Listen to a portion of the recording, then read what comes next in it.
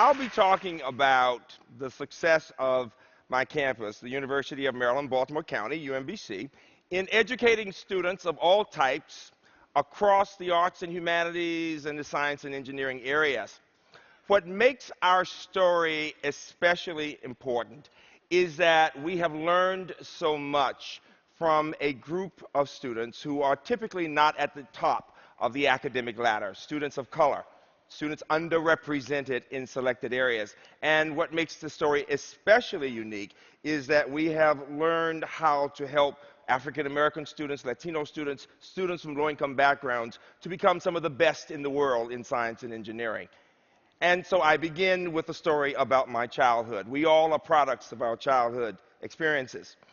It's hard for me to believe that it's been 50 years since I had the experience of being a ninth grade kid in Birmingham, Alabama, a kid who loved getting A's, a kid who loved math, who loved to read, a kid who would say to the teacher, when the teacher said, "Here are 10 problems to the class," this little fat kid would say, "Give us 10 more." And the whole class would say, "Shut up, Freeman."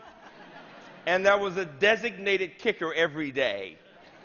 And so I was always asking this question, how could we get more kids to really love to learn?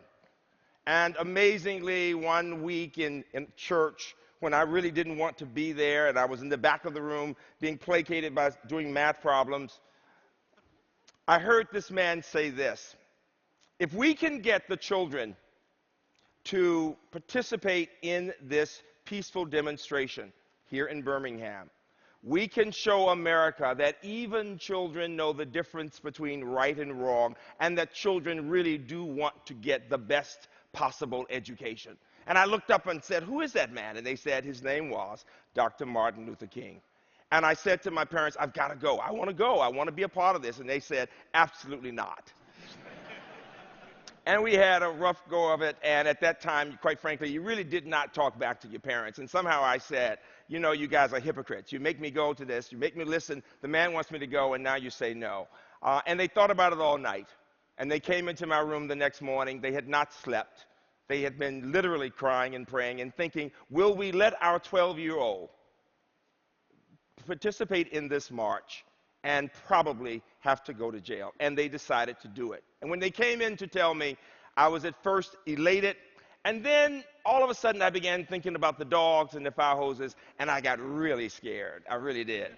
And one of the points I make to people all the time is that sometimes when people do things that are courageous, it doesn't really mean that they're that courageous. It simply means that they believe it's important to do it. I wanted a better education. I did not want to have hand-me-down books. I wanted to know that the school I attended not only had good teachers, but the resources we needed. And as a result of that experience, in the middle of the week, while I was there in jail, Dr. King came and said with our parents, "What you children do this day will have an impact on children who have not been born." I recently realized that 2/3 of Americans today had not been born at the time of 1963. And so for them, when they hear about the Children's Crusade in Birmingham, in many ways, if they see it on TV, it's like our looking at the 1863 Lincoln movie. It's history. And the real question is, what lessons did we learn? Well, amazingly, the most important for me was this: that children can be empowered to take ownership of their education.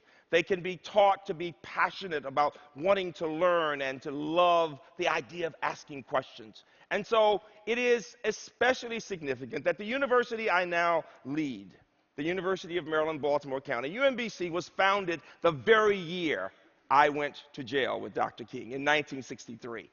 And what made that institutional founding especially important is that Maryland is the South, as you know, and quite frankly, it was the first university in our state founded at a time when students of all races could go there.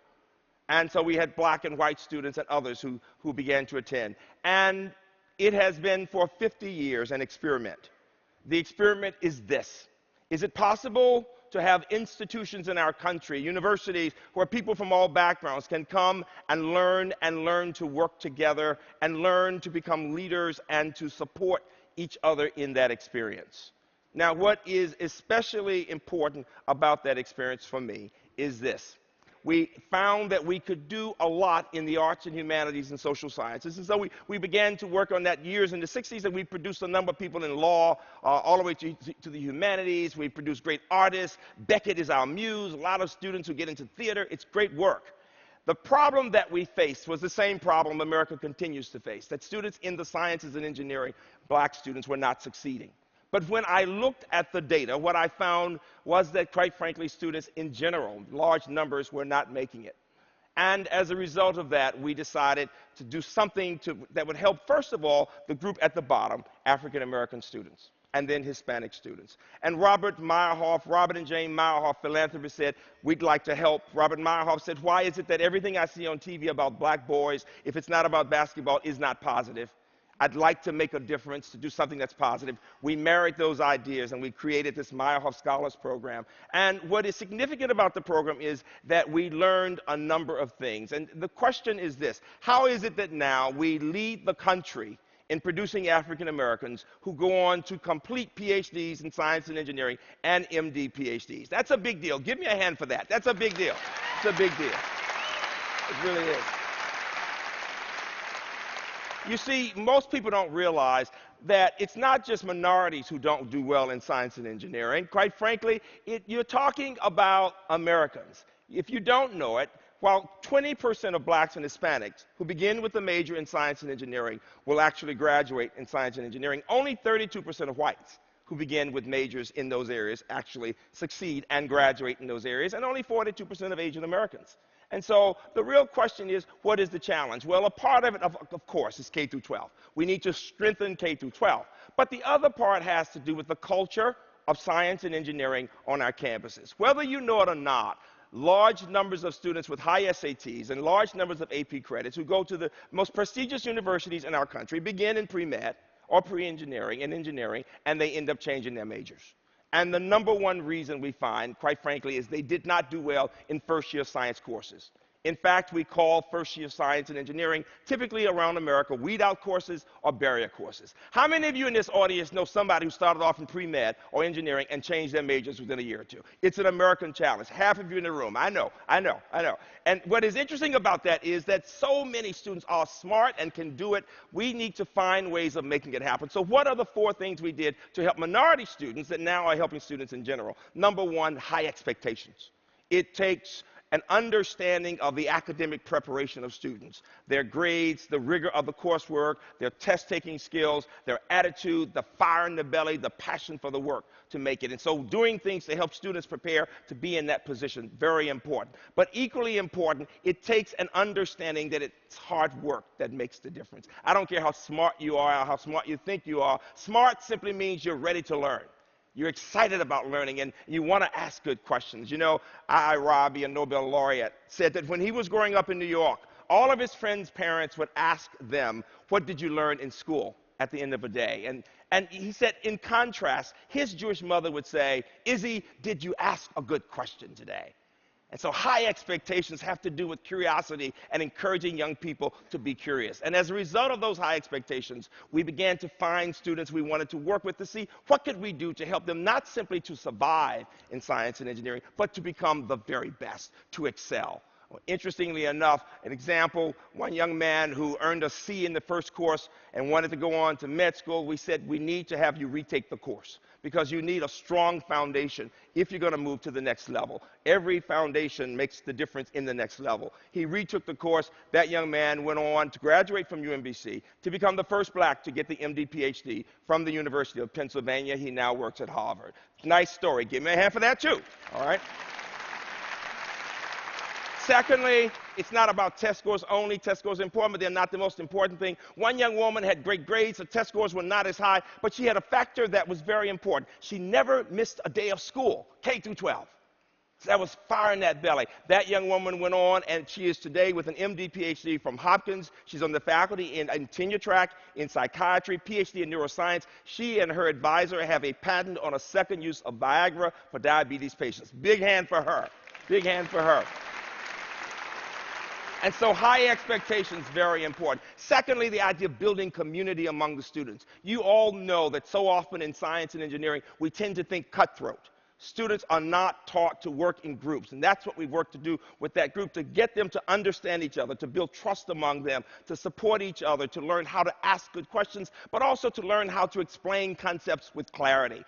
As you know, it's one thing to earn an A yourself. It's another thing to help someone else do well. And so to feel that sense of responsibility makes all the difference in the world. So building community among those students, very important. Third, the idea of it takes researchers to produce researchers. Whether you're talking about artists producing artists, or you're talking about people getting into the social sciences, whatever the discipline, and especially in science and engineering, as in art, for example, you need scientists to pull the students into the work. And so our students are working in labs regularly. And one great example that you'll appreciate, during a snowstorm in Baltimore several years ago, the guy on our campus with this Howard Hughes Medical Institutions grant literally came back to work in his lab after several days, and all these students had refused to leave the lab.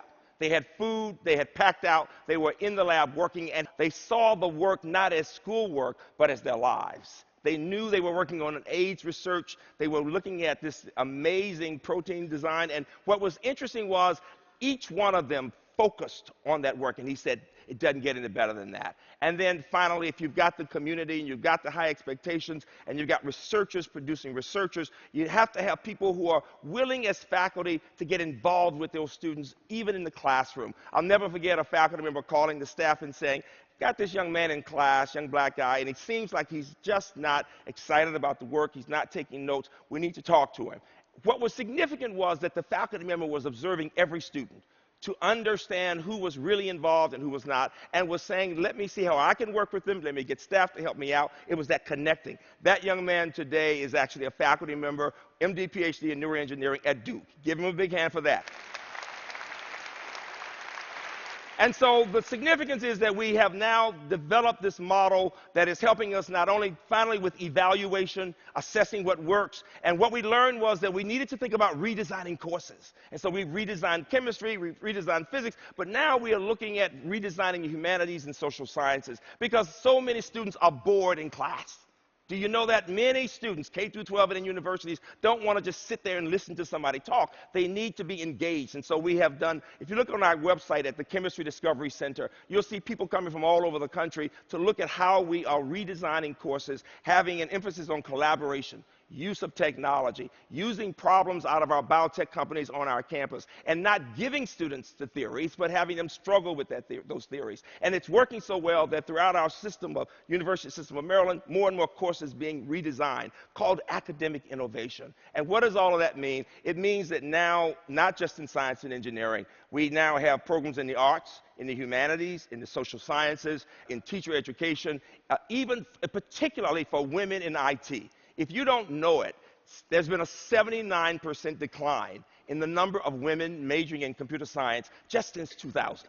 And what I'm saying is that what will make the difference will be building community among students, telling young women, young minority students, and students in general, you can do this work. And most important, giving them a chance to build that community with faculty pulling them into the work and our assessing what works and what does not work.